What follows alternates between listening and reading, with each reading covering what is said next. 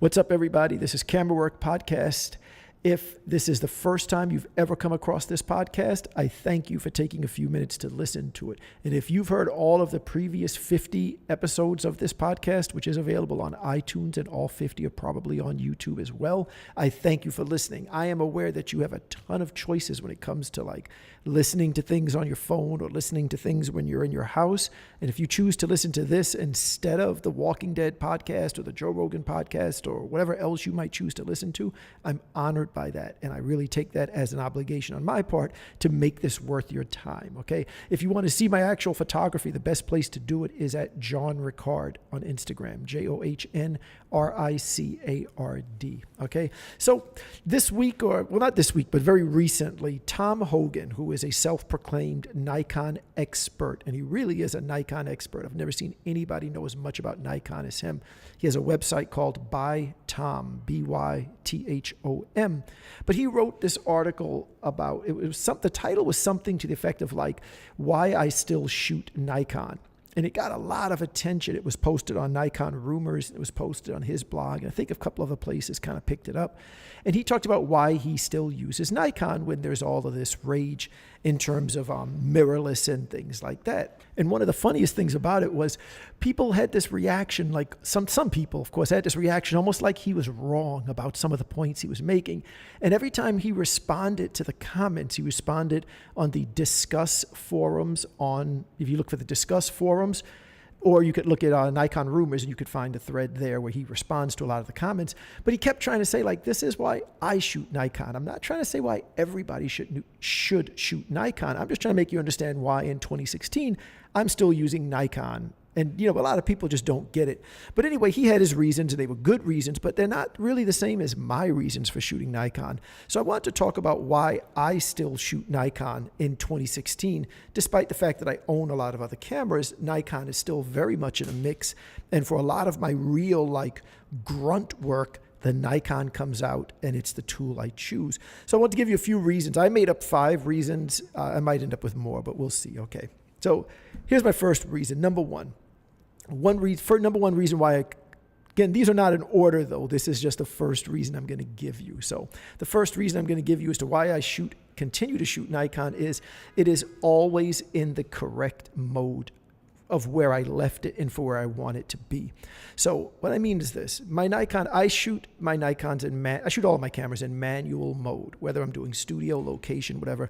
Always in manual. I find it's just so much easier to just have direct access to your shutter and your aperture, which manual mode gives you, and direct access to your ISO. Now with my Nikon, if I turn it off in manual mode, and let's say I'm in autofocus, single point selection or something like that, if I come back to that camera a week later, 2 weeks later, a day later, and I turn it back on, it's always just where I left it. There's no mystery. There's no confusion. I can just turn it on and immediately start shooting. I can just look at the room, make a quick guess as to what my shutter and aperture and ISO are going to be, take a couple of quick test pictures, and then make my adjustments and shoot. When I use like my Sony, I mean, my God, this is the A6000 that I'm holding here for anybody watching this on the YouTube version rather.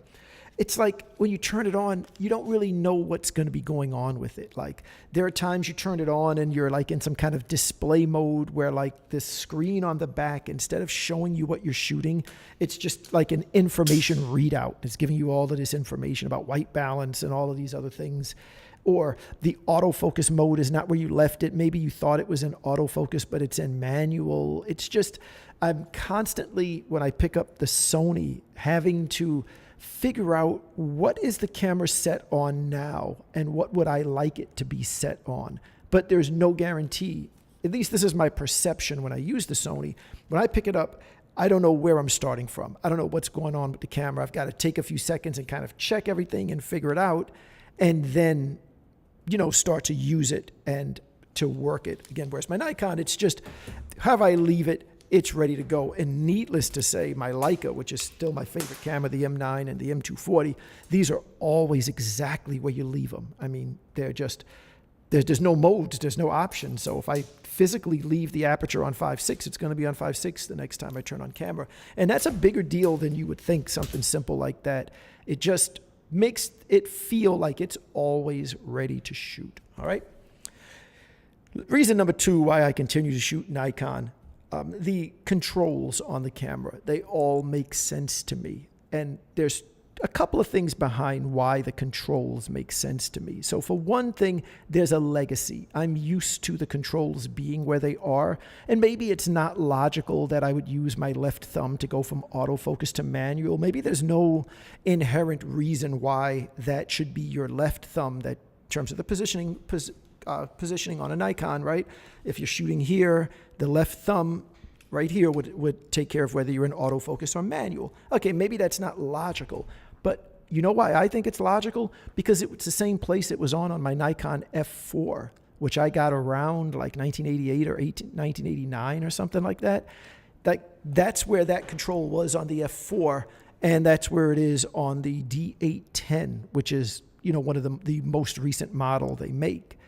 So the controls make sense. Like when you want to format the card in the D800, if you do it manually without going into the menu, there are two buttons here on top of the camera. One is where your index finger is, and one is where your thumb is. And you push these two buttons down like this, and you can format the card without going into the menu. Now, that's a good design already, because maybe you don't want to scroll through the menu trying to figure out which option has the format. But it's an even better design when you figure back again on the F4. And we're going back however many years this is, 25 years or more, I guess, for the F4. Those were the two places that you would have the rewind. Like if you wanted to rewind a film, we had one button on the right side of the camera, and then there was one on the left, and they were in very similar positions as to where the formatting is. So when you were ready to rewind a card, you had a similar motion that you did with the F4.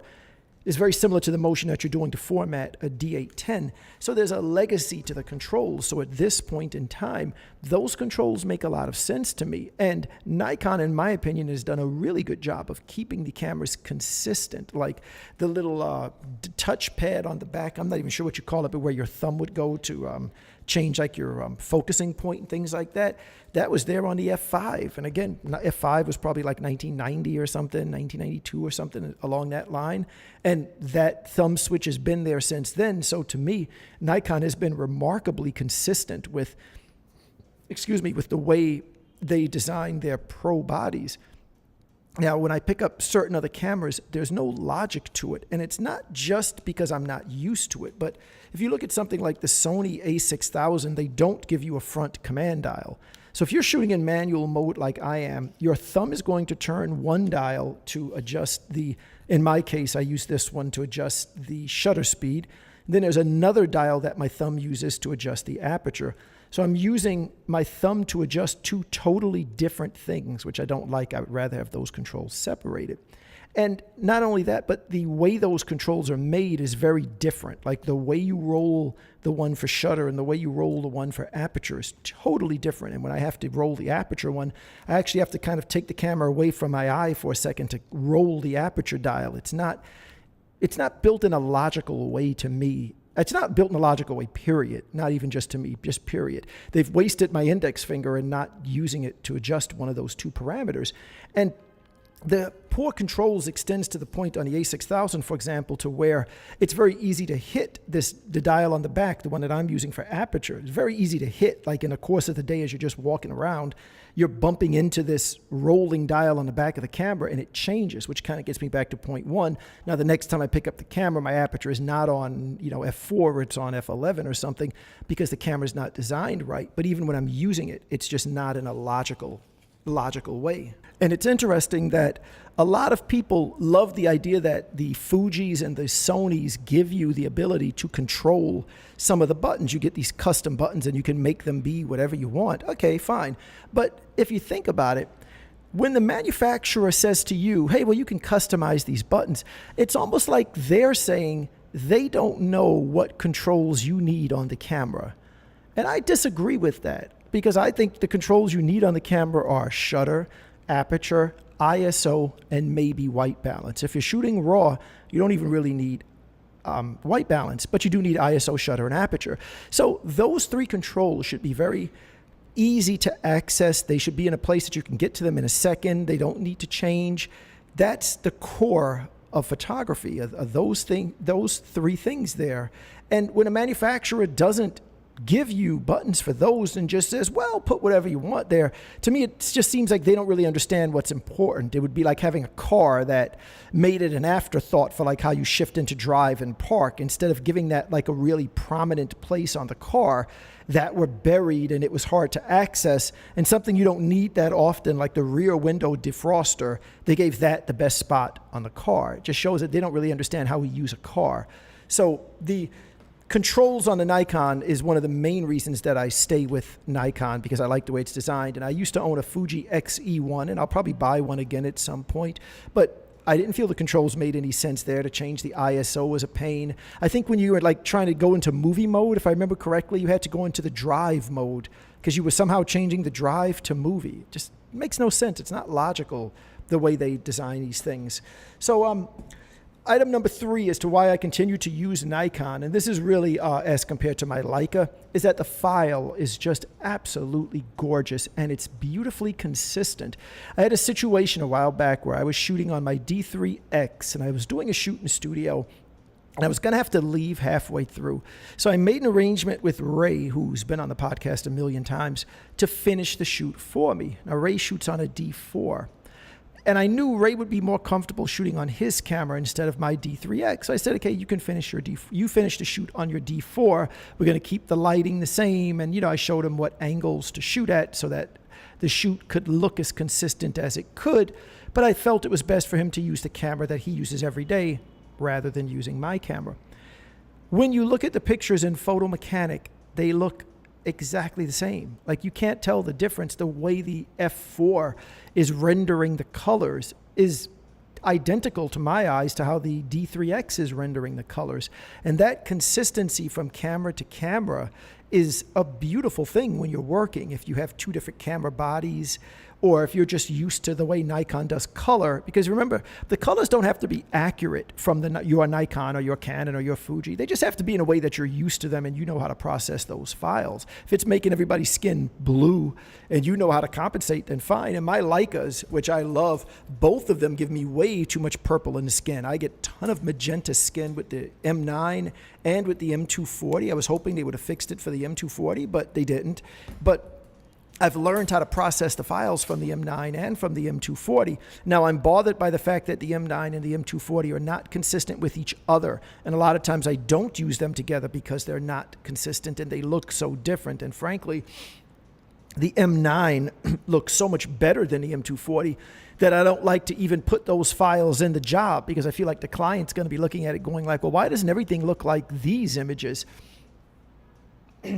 When the reality is I can't use the M9 for everything because it doesn't shoot fast enough and it doesn't do good at low light and all these other issues that cause me to not use the M9 as much as I might like to use it in terms of the way the file looks.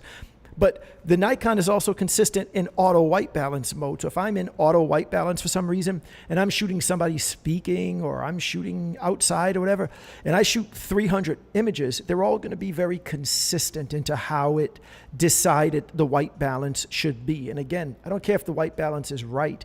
Just be consistent so that when I figure out how to adjust one image, I can just do a blanket adjustment to the rest of the images and make them look good.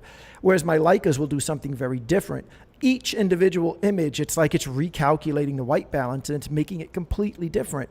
So I've got 100 shots and I've got like 25 different interpretations of how the auto white balance should have been captured.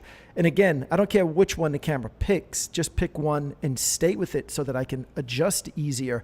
But in auto white balance mode with the Leica, I've got to keep adjusting each individual picture because from second to second, it's changing how it reads the light. It does it with the M9, it does it with the M240. The Nikon doesn't do that. Just remarkably consistent from camera body to camera body, or from that camera body as it shoots, is just beautiful. Item number 4. Item number 4 as to why I continue to shoot Nikon is some of the advantages that people say the mirrorless gives you are not really important advantages at this point. So for example, one of the biggest advantages that people will say about mirrorless is that it's smaller. And there are times that that is a big deal to me. So I take a lot of pictures where I train jujitsu. So I go to class, and some point during the class, I'll take out a camera and I'll take some pictures of the teacher instructing or of the students kind of competing against each other. I love being able to take the Sony A6000. It feels like it doesn't weigh anything in my bag. It doesn't take up a lot of room. And with this, whatever this lens is, it's something like a 17-35 I have on it. And it's great. I'm not even that conscious that it's there. In times like that, having a lightweight camera is a really big deal. But there are plenty of times that a light camera is just not as big a deal as it has been made out to be. If you are a studio photographer, which I like to think of myself as, then it really doesn't matter how much the camera weighs, right? The camera's sitting in the studio, you don't carry it in. And the shoot lasts, an hour, 2 hours? It's not that big a deal to hold the camera while you're shooting. And I know in New York, we tend to take the subway everywhere. So I take the subway, and there are definitely times that the camera can kind of feel a little heavy in the bag with these large Nikon lenses. But if I'm bringing lighting with me, it's really not going to make that big a difference if the camera is lighter, because I'm already transporting some type of hand truck in like 3 bags. In other words, it's already heavy. Doesn't really matter if it's a couple of pounds heavier by adding the Nikons as opposed to bringing the Leica or something a little bit more lightweight than the Nikon. So the weight issue is just not as big a deal as I think it's been made out to be. And if you're listening to this in a state where you are driving to your shoots, it's probably not a big deal to you at all. You know, you drive to a location and shoot for 2 or 3 hours. What difference does it make if the camera's a little heavier or a little lighter? It's really for people on the subway. I think that's a bigger deal who are carrying this on their back or, walking around shooting all day. So that advantage I don't think is as big a deal as it's been made out to be. I think the EVF is another example of that. Like I see these guys, like these Sony guys who like give presentations, and they're always like, yeah, and then when I shoot it, I can instantly see in a viewfinder if the exposure is correct, or I can see it like if they're not doing a studio shoot, if they're doing like ambient light where lights are not going to fire, they're saying like, before I even push the button, I can tell that the exposure is right because I'm looking at the actual exposure. Okay, I can't do that with my Nikon. I really can't. But you know how long it takes me to take the picture and pull the camera away from my eye and look at the screen? I mean, in real time, it's probably like 1 full second. Maybe it's 2 seconds. And maybe this depends on what you're shooting, but for me, that's not an issue. If I'm shooting someone in my studio, there's a girl standing there, it's really not that big a deal for her to stand there for 2 seconds while I look at the screen and then go back and shoot her. So the idea of the EVF, and I have the EVF for my Leica, and this Sony A6000 has the built-in EVF as well. So I'm used to using it, and I can see some advantages to it. But again, it's not an advantage that is such a huge advantage as it's made out to be. And I'm going to make a little divergent here. Like you look at the iPad when it first came out, it was something that was very difficult to understand because that particular product had never really existed. And you felt like, well, I have a laptop. Why do I need an iPad? And I remember some of the early criticisms were saying like, it's just like a giant phone. It's just a big phone. Well, it turned out to me that the iPad was an amazing invention, just the greatest thing I've had in the last 10 years in terms of an invention. I love the iPad. And one of the things that was interesting about the iPad as compared to your laptop was the iPad was instant on. Push a button, it's on. It's that quick. Whereas your laptop, you like hold the power button on and it starts to boot up and then it makes these little weird beeps and then the little things start spinning and then the screen is white and then it comes on. It might tell you to log in and then programs start opening. It's just such a long, tedious procedure. So the idea that the iPad turned on instantly, like if you could rate on a scale of 1 to 100, well, how much was that worth, that feature, which wasn't something that they talked about a lot, but how much was that worth? To me, that was worth 100 points, that you just push the button, you turn it on, as compared to a laptop that would take so much longer. And I think with the mirrorless, well, if I had to rate in terms of points, well, how much is it worth that you have this EVF instead of the glass viewfinder and then using the LCD on the back? I don't know, maybe it's worth 40 points, maybe 50. It's just not as big a deal as it's been made out to be. Not saying it's not an advantage. It's just not as much of an advantage. And with the lighter weight, sometimes you're carrying extra batteries with the mirrorless. So again, they've bragged that the weight is lighter, but now I'm bringing 3 extra batteries, whereas with the D3 Nikons, the pro bodies from Nikon, I mean, sometimes the camera goes so long on a battery, you can forget to charge it before a shoot.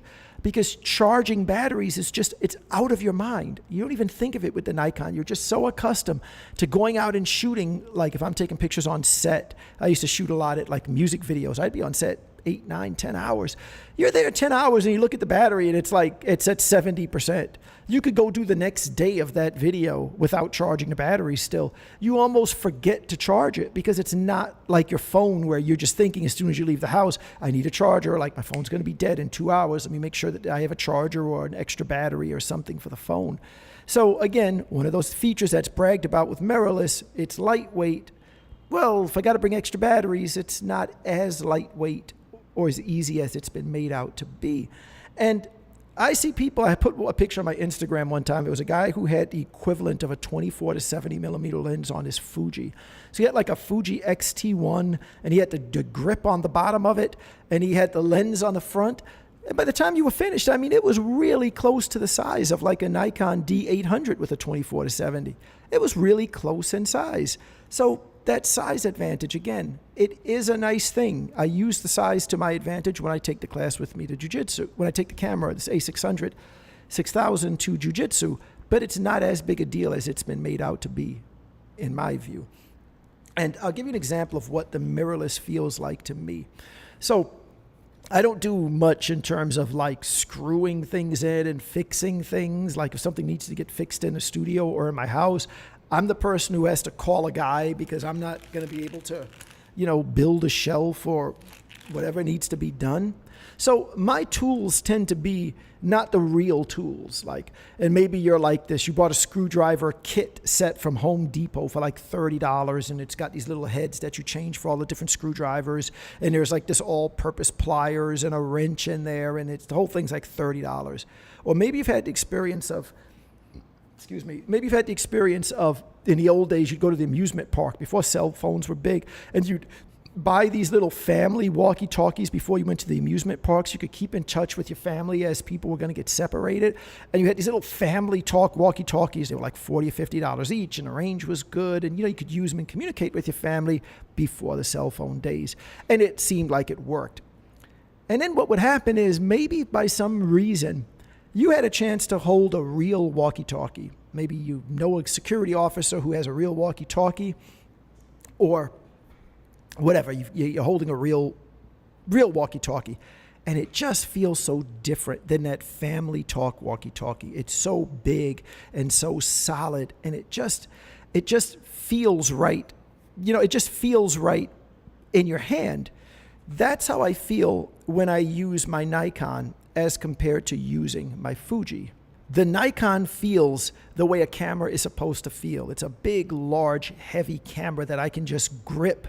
And the Fuji feels kind of like a compromised camera. The Sony feels like a compromised camera. My Leica feels natural to my hand, but compare it to like a D3 or a D5, feels a little bit like a compromised camera. The same as the tools. You have that hammer you got from Home Depot for $30, and then somehow like a real mechanic comes to your house or whatever. Well, we don't even see, I'm so not into this. I don't even know what you call it. But, the handyman comes to your house and he has like a real hammer and you pick it up and you go like, wow, this is so cool. Or a real screwdriver or like a drill.